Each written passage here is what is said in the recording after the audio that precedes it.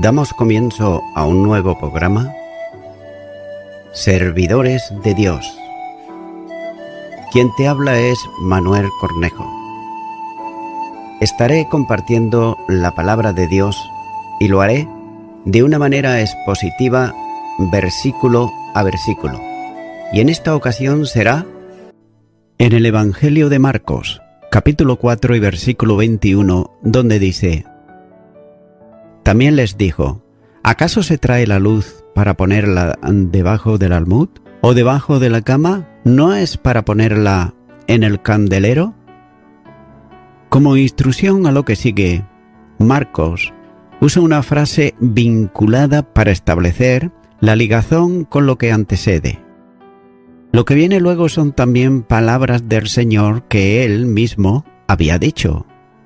Y estas palabras en el contexto inmediato son dirigidas a quienes habían escuchado la interpretación de la parábola del sembrador, es decir, a los 12 y a un grupo interesado en comprender la lección contenida en ella. La enseñanza parabólica se presenta a modo de pregunta contenida en el Evangelio según San Mateo, dentro de la enseñanza del Sermón del Monte. En Mateo 5:15 dice: Ni se enciende una luz y se pone debajo de un almud, sino sobre el candelero y alumbra a todos los que están en la casa. Mientras que por otro lado Lucas la sitúa en la enseñanza a las gentes después del enfrentamiento con los escribas y fariseos, que le acusaban de tener un pacto con Satanás para expulsar a los demonios de quienes estaban poseídos por ellos. Lucas capítulo 11 versículo 33 dice: Nadie pone en oculto la luz encendida ni debajo del almud, sino en el candelero, para que los que entran vean la luz. El término lámpara hace referencia a un vaso de barro que contenía aceite y mediante una mecha que se impregnaba en él y se encendía, daba luz que alumbraba. Esta lámpara se colocaba sobre un soporte que se llamaba candelero, para que situada en lo alto pudiera irradiar luz a toda la estancia. El Señor llama aquí la atención sobre lo inconsecuente que sería encender la lámpara, cuya misión es alumbrar, y colocarla bajo un almud, medida de grano a modo de cubo, hecha de madera, y ponerla bajo la cama. Y en ambos lugares la lámpara emitía luz, pero, aunque encendida, no cumplía la función de iluminar, o lo que es igual, no valía para nada, no tenía ninguna utilidad. Note que había luz encendida, pero el entorno permanecía en tinieblas. Por el contrario, la luz encendida se debía de poner sobre un candelero en un lugar elevado para que iluminase la mayor zona posible, cumpliendo así la función para la que había sido hecha la lámpara, que era la de iluminar. Y era el lugar elevado donde la lámpara cumple la función de iluminar la estancia. Continúo ahora con el versículo 22, donde dice: Porque no hay nada oculto que no haya de ser manifestado, ni escondido que no haya de salir a la luz. Jesús no va a explicar aquí el significado de esta sentencia, ya que simplemente la ha pronunciado y luego llamará a los oyentes a prestarle atención. La construcción con el ¿por qué? Exige que los dos versículos se tomen juntos y se consideren como una unidad, ya que el maestro hace una primera afirmación precisa, ligándola a la parábola de la lámpara, que estaría recargando la enseñanza formulada en la pregunta retórica anterior. Así pues, la lámpara puesta sobre el candelero alumbra a toda la habitación donde se coloca, y por tanto nada queda en tinieblas, ya que todo lo que antes estaba oculto viene a quedar bajo la influencia de la luz, que al iluminarlo lo pone de manifiesto. En cuanto a la luz del paralelo del Evangelio de Mateo capítulo 10 versículo 26 dice: Así que no los temáis, porque nada hay encubierto que no haya de ser manifestado, ni oculto que no haya de saberse. En ese contexto el Señor estaba llamando a quienes le siguieran para brillar sin temor, aunque en medio de persecuciones, ya que las amenazas de los perseguidores no debían amedrentar a los creyentes, porque se trata de asuntos temporales y también pasajeros. Los enemigos podrían acusar falsamente y también calumniar a los creyentes, pero estas cosas vendrían a la luz y serían manifestadas como mentira de los hombres, poniendo también de manifiesto la justicia del creyente. La primera carta de Pedro capítulo 4 y versículo 5 dice: Pero ellos darán cuenta al que está preparado para juzgar a los vivos y a los muertos. Es por eso que ninguna mentira quedará oculta. Mateo capítulo 2 y versículo 36 dice: Mas yo os digo que de toda palabra ociosa que hablen los hombres, de ella darán cuenta en el día del juicio. También pudiera ocurrir que el justo calumniado y perseguido por los hombres partiera de esta vida sin que vea resplandecer la verdad de su conducta y sus perseguidores avergonzados. Pero llegará el día en que los infamantes serán juzgados y también recibirán la justa recompensa a sus hechos perversos, mientras que por otro lado los santos resplandecerán en la presencia de Dios. El Evangelio de Mateo capítulo 16 y versículo 27 dice: Porque el Hijo del Hombre vendrá en la gloria de su Padre con sus ángeles, y entonces pagará a cada uno conforme a sus obras. Y también este mismo Evangelio de Mateo, pero ahora el capítulo 13 y versículo 43 dice: Entonces los justos resplandecerán como el sol en el reino de su Padre. El que tiene oídos para oír, oiga. Nótese que Dios dará en su tiempo el justo pago a las acciones de los hombres que estaban ocultas. Romanos capítulo 2 y versículo 6 dice: El cual pagará a cada uno conforme a sus obras. Note que la vida del justo, acusado y perseguido, está segura con Cristo en Dios. Colosenses capítulo 3 y versículo 3 dice: Porque habéis muerto y vuestra vida está escondida con Cristo en Dios. Note que esa vida será manifestada también con Cristo. Colosenses capítulo 3 y ahora el versículo 4 dice: Cuando Cristo, vuestra vida, se manifieste, entonces vosotros también seréis manifestados con Él en gloria. De manera que toda pérdida temporal, toda persecución o cualquier otro tipo de aflicción es algo temporal y momentáneo, mientras espera lo que será otorgado las riquezas eternas, de manera que el temor puede ser alejado. Y esta verdad es recalcada en la segunda cláusula del versículo, donde Jesús enseña que no hay nada oculto que no haya de salir a la luz. Note que si la sentencia ha de ser relacionada con la parábola del sembrador, como contexto inmediato en el pasaje, sería conveniente a la luz del propósito de Marco hacer resaltar la palabra como expresión de la verdad, oculta antes del reino de los cielos. Aquello que estaba velado es iluminado finalmente por la verdad del Evangelio, y cuanto estaba oculto viene a la luz. Y la misma palabra, aplicada a la vida del creyente, produce vida iluminada. La palabra simbolizada en la parábola por la semilla también se compara en la Biblia, que es la palabra de Dios, con una lámpara. El Salmo 119, versículo 105 dice: Lámpara es a mis pies tu palabra y lumbrera a mi camino. Note que el sistema legalista y religioso practicado por los líderes y en general por mucho pueblo, ocultaban la realidad de lo que debe ser una vida luminosa delante de Dios, como corresponde a quienes son sus hijos.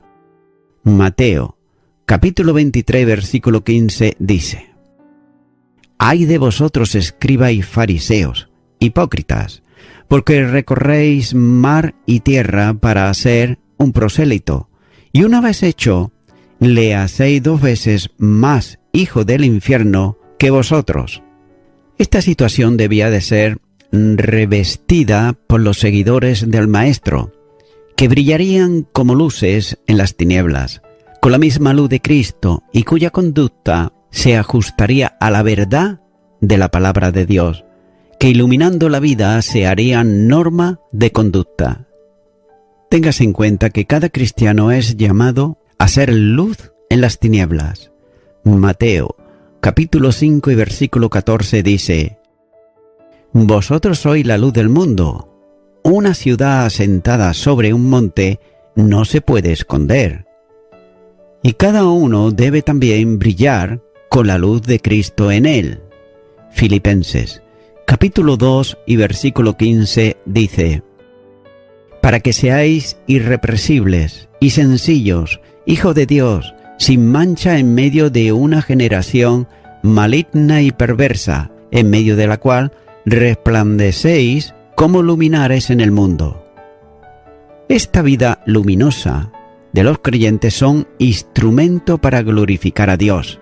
Mateo, capítulo 5 y versículo 16 dice: «Así alumbre vuestra luz delante de los hombres, para que vean vuestras buenas obras y glorifiquen a vuestro Padre que está en los cielos». Además, el contenido de la enseñanza trae como consecuencia la manifestación de la vida correspondiente a los súbditos del reino de los cielos, ya que el Evangelio del reino no debe de ser un mensaje destinado a pocos, quedando como un secreto que solo sería conocido por algunos, sino que es dado para salir a la luz y alcanzar a todo el mundo. El entorno histórico de esta parte del Evangelio está estrechamente vinculado con los intentos de que la verdad del mensaje de Jesús no alumbrase aclarando el entendimiento de los oyentes, ya que los hipócritas de los líderes de Israel intentaban por todos sus medios, incluso con mentiras y difamaciones, impedir la proclamación del Evangelio, que cerraba una etapa de la historia humana y abría otra de seguridad, de salvación y regeneración personal. Note que el sistema religioso humano operaba con toda su fuerza y lo hacía para impedir la extensión del Evangelio del reino, actuando para que el misterio no fuese revelado.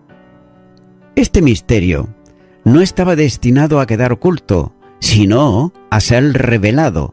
Por tanto, cualquier intento de los hombres en ese sentido estaba llamado a no prosperar, ya que las obras de los religiosos de aquel entonces quedaban también ocultas en cuanto al verdadero sentido para los hombres, pero no sería definitivamente, porque Dios exhibiría la realidad que aquellos procuraban ocultar. Debe de tenerse muy en cuenta que un día todo lo oculto será revelado. Eclesiastés capítulo 12 y versículo 14 dice: «Porque Dios traerá toda obra a juicio juntamente con toda cosa encubierta, sea buena o sea mala». Además, debe de considerarse también lo que Jesús dijo a sus seguidores sobre la razón de exponer la enseñanza por medio de parábolas, como dice en los versículos 11 y 12, ya que las parábolas no eran para el misterio del reino que quedase oculto, sino para que dé a todos luz de vida. El Evangelio del reino no quedará oculto, sino que se extenderá a todo el mundo.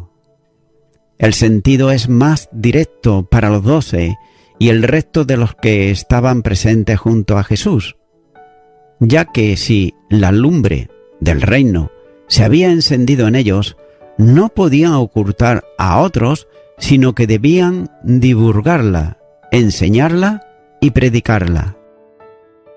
Continúa ahora con el versículo 23, donde dice: si alguno tiene oídos para oír, oiga. Note que Jesús repite prácticamente igual la advertencia solemne anterior en el versículo 9. Pero la diferencia está solo en la fórmula establecida antes como relativa, cuando dice el que tiene, en lugar de condicional si alguno, ya que esta fórmula vincula también la sentencia anterior con el contexto de la parábola. Punto. Esta advertencia invita a prestar atención con todo cuidado a lo que puede ser una parábola extensa, como a lo que representa una sentencia más corta. Punto. Por tanto, la palabra de Dios es siempre importante porque procede de Él.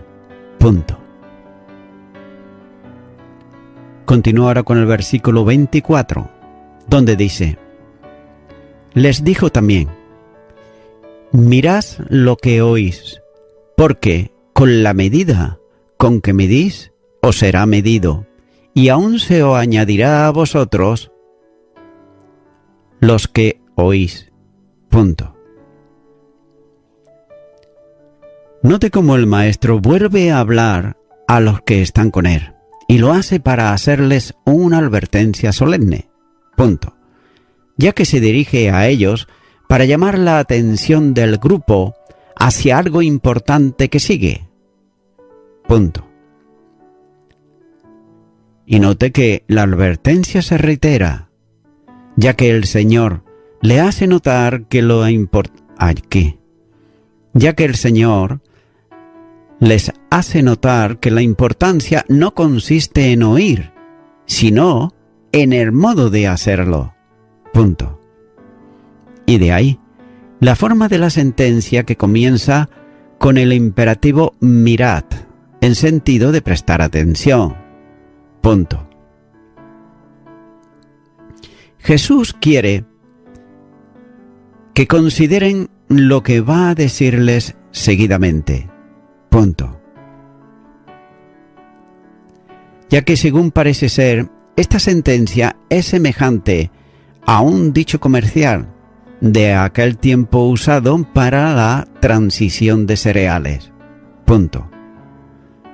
Pero, en este sentido, Jesús presenta ante los suyos la advertencia sobre la reciprocidad. Punto.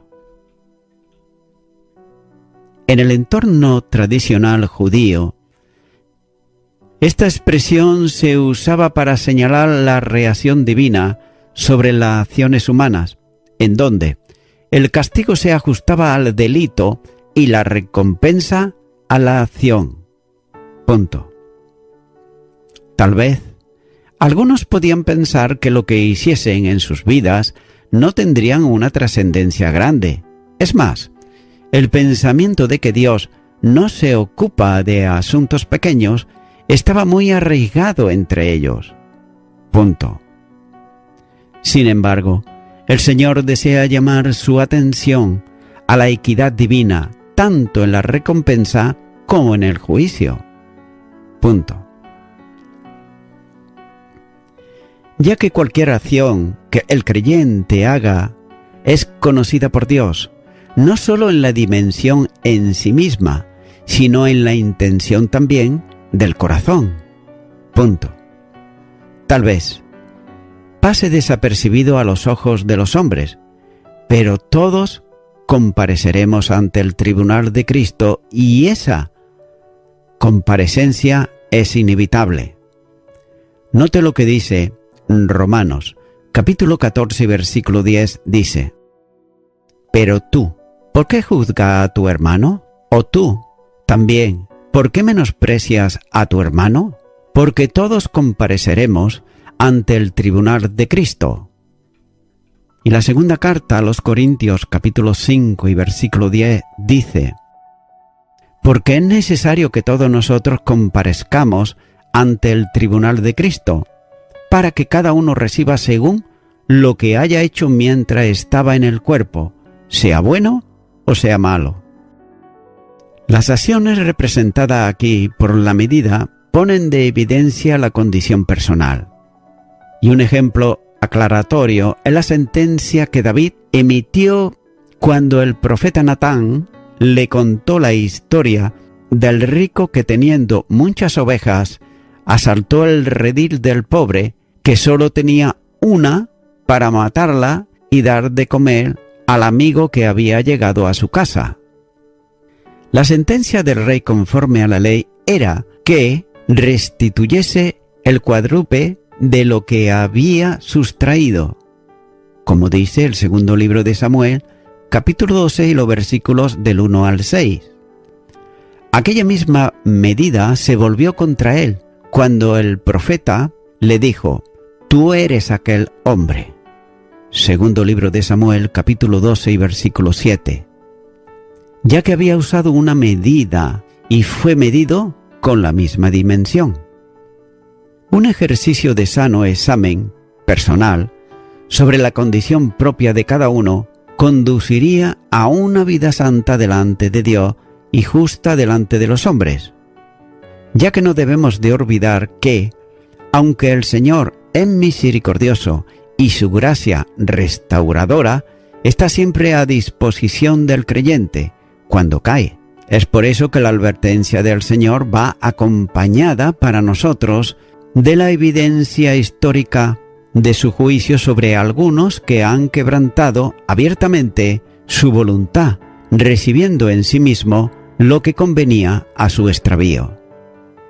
La primera carta a los Corintios, capítulo 11 y versículos 31 y 32, dice: si pues no examinásemos a nosotros mismos, no seríamos juzgados, mas siendo juzgados somos castigados por el Señor para que no seamos condenados con el mundo. Note que algunos que anduvieron abiertamente en contra de la voluntad divina, expresada en la palabra, fueron medidos con la medida que ellos habían utilizado. Por eso, algunos habían sido debilitados, otros enfermos e incluso algunos habían muerto a causa de su conducta. La primera carta a los Corintios, capítulo 11 y versículo 30 dice: por lo cual, hay muchos enfermos y debilitados entre vosotros y muchos duermen. La advertencia del Señor tiene que ver con el contexto de la acción de la palabra en la vida del creyente. Quien preste atención a la enseñanza, es decir, la atención a las parábolas y a la comprensión de sus lecciones aplicadas a la vida, traerá como consecuencia una gran recompensa, ya que la gracia divina es siempre abundante. Continúa ahora con el versículo 25, donde dice: porque aquel que tiene se le dará, y al que no tiene, aún lo que tiene se le quitará. Note que la advertencia del Señor es una advertencia solemne, cuando dice que la vida espiritual del creyente que no avanza, naturalmente retrocede. Y la sentencia en sí misma resulta aparentemente dura. En Mateo, la sentencia es todavía aún más contundente, en donde literalmente se lee: porque el que tiene, le será dado, y el que tendrá más que suficiente. Mateo capítulo 13, versículo 12. Pero lo que está enseñando es que en el terreno espiritual no puede haber encantamiento. De otro modo, el creyente avanza o retrocede, progresa o mengua. Los 12. Y los que seguían a Jesús aumentaban en sus conocimientos. Las verdades del Antiguo Testamento se complementaban añadiendo a ella la enseñanza de Jesús. Y los que creen y tienen un conocimiento sólido reciben enseñanza que le permite ir avanzando hacia la madurez espiritual. Dios había comenzado en aquellos una obra que, como diría más adelante el apóstol Pablo, iría perfeccionando hasta el fin. Filipenses, capítulo 1 y versículo 6 dice: estando persuadido de esto, que el que comenzó en vosotros la buena obra, la perfeccionará hasta el día de Jesucristo. Pero, contrariamente, los fariseos, los escribas y el pueblo que ellos influenciaban no aceptaban a Jesús como el enviado de Dios, y con ello dejaban de atender, de considerar y aplicar sus enseñanzas. A estos se les quitará incluso aquello en que se gloriaban, que era la ley y sus tradiciones, que quedarían abolidas en la obra de Cristo. A todo aquel que se enorgullece en su conocimiento, tiene en ello el impedimento de un progreso en la vida que Dios demanda, de modo que eso es lo que se glorían y por tanto les será quitado. Y tengas en cuenta que nada hay de valor sin Cristo. Y también no hay nada de poder sin Él. Juan capítulo 15 y versículo 5, la segunda parte, porque fuera de Él nada podemos hacer. Entonces, separado de Jesús no hay progreso posible, por tanto, solo hay retroceso. Los tesoros de la sabiduría humana, incluso aquellos que descansan en el conocimiento intelectual de la palabra, son inútiles, porque la única riqueza de Dios es sabiduría en Cristo Jesús. La primera carta a los Corintios, capítulo 1 y versículo 30 dice: mas por Él estáis vosotros en Cristo Jesús, el cual nos ha sido hecho por Dios sabiduría, justificación, santificación y redención. A medida que el tiempo transcurre en el que vive para su gloria personal, perderá todo cuanto tiene, porque le será quitado. En la vida espiritual Dios ha dado a cada creyente lo que necesita para cumplir la misión de testimonio y edificación. La primera carta a los Corintios capítulo 12 y versículo 11 dice: pero todas estas cosas las hace uno y el mismo Espíritu, repartiendo a cada uno en particular como Él quiere. La plenitud de Dios está a disposición de todos los suyos y está para el ministerio encomendado. Juan, capítulo 1 y versículo 16 dice: porque de su plenitud tomamos todos, y gracia sobre gracia. Por tanto, el que hace buen uso de los dones y vive conforme a la voluntad de Dios, se le dará mayor abundancia de servicio. Y por otro lado, el que no utiliza lo que tiene, será como si se le hubiesen quitado, ya que al ocioso se le quita la responsabilidad encomendada y se da a otro para que la lleve a cabo. Quien no hace uso del talento recibido, aún eso perderá, como dice el Evangelio de Mateo, capítulo 25, y los versículos 24 al 30. Y voy concluyendo con esto. Estimado y estimada oyente, cada vez que adquirimos una nueva verdad y permitimos que se manifieste en nuestra vida, podemos tener la seguridad de que se nos dará más verdad, ya que Dios desea que todos los seres humanos vengan a la auténtica verdad, que no es una cosa, sino que es una persona, que es Jesucristo el Salvador.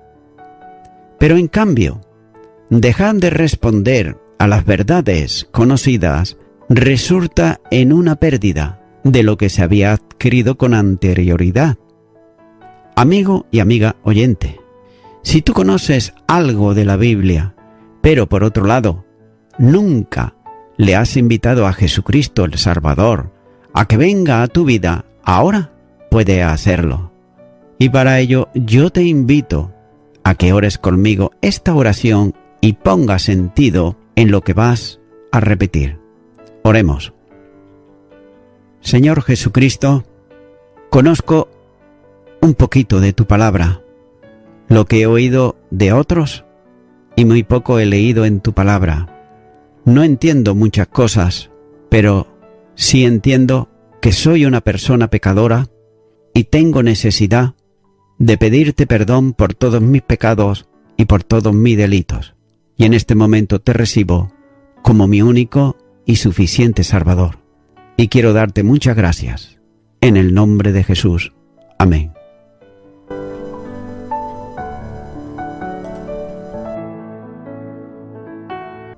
Amigo y amiga oyente, si tú has hecho esta oración de corazón, te recomiendo que comiences a orar a Dios, en primer lugar, en el nombre del Señor Jesucristo. Orar a Dios no es rezar, sino que es hablar con una persona. También te recomiendo que leas la palabra de Dios y lo hagas a diario. Comienza, por ejemplo, con el Nuevo Testamento. Y también, por último, te recomiendo que para que puedas crecer espiritualmente, te congregues en una iglesia cristiano-evangélica, donde se predique, se enseñe y se practique la sana doctrina y la palabra de Dios. Congrégate ahí y con el tiempo podrás crecer espiritualmente y también servir al Señor Jesucristo. Que Dios te bendiga. Y a toda la audiencia, nuevamente ya me estoy despidiendo de todos ustedes y será hasta el próximo programa. Que Dios os bendiga a todos.